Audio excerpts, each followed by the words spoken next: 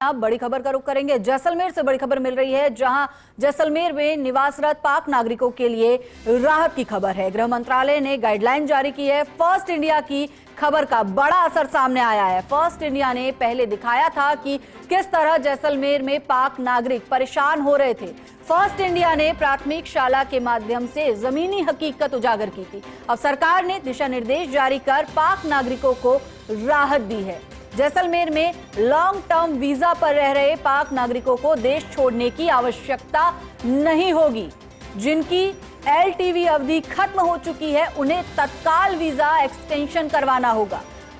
LTV के लिए आवेदन कर चुके और जिनके पास मामले प्रक्रियाधीन है, उन्हें भी डिपोर्ट नहीं किया जाएगा। एलटीवी की पात्रता रखने वाले पाक नागरिकों को शीघ्र आवेदन प्रस्तुत करने के निर्देश दिए गए हैं। जिनके पासपोर्ट की वैधता समाप्त हो गई है, उन्हें भी विदेशी पंजीयन अधिकारी कार्यालय जैसलमेर में दस्तावेज जमा करने होंगे। भारतीय नागरिकों से विवाह कर चुकी पाक मुस्लिम महिलाओं को भी पाकिस्तान वापस जाने की जरूरत नहीं है।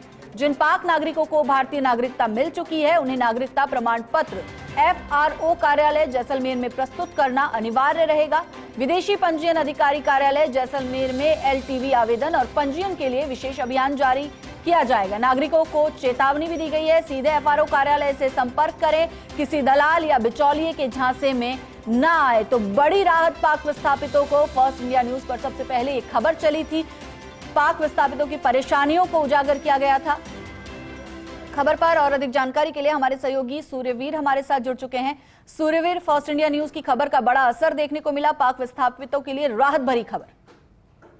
जी मंजू जी, कि जिस तरीके से पहलगाम हमले के बाद सरकार लगातार सख्त जिस तरीके से निर्देश जारी किए थे, लेकिन फर्स्ट इंडिया ने जिस तरीके से प्रमुखता से खबर दिखाई थी कि जो विस्थापित जो यहाँ पर बसे हुए हैं, उनको किस तरीके से है वो परेशानियों का है वो सामना है वो करना पड़ रहा है, जिसकी खबर पर मुहर लगते हुए है अब गृह मंत्रालय ने वो एडवाइजरी जारी की है, जहाँ पाकिस्तान से आए उन नागरिकों के लिए एक बड़ी राहत भरी खबर है जो लंबे समय से भारत में निवास कर रहे हैं और यहाँ की नागरिकता की है उम्मीद लगाए बैठे हैं। गृह मंत्रालय भारत सरकार ने एक नया गाइडलाइन जारी किया और साफ किया है कि अब उन नागरिकों को देश छोड़ने की आवश्यकता नहीं है जिन्होंने भारतीय नागरिकता के लिए आवेदन कर दिया है और जिनकी फाइलें हैं वो प्रक्रिया में है।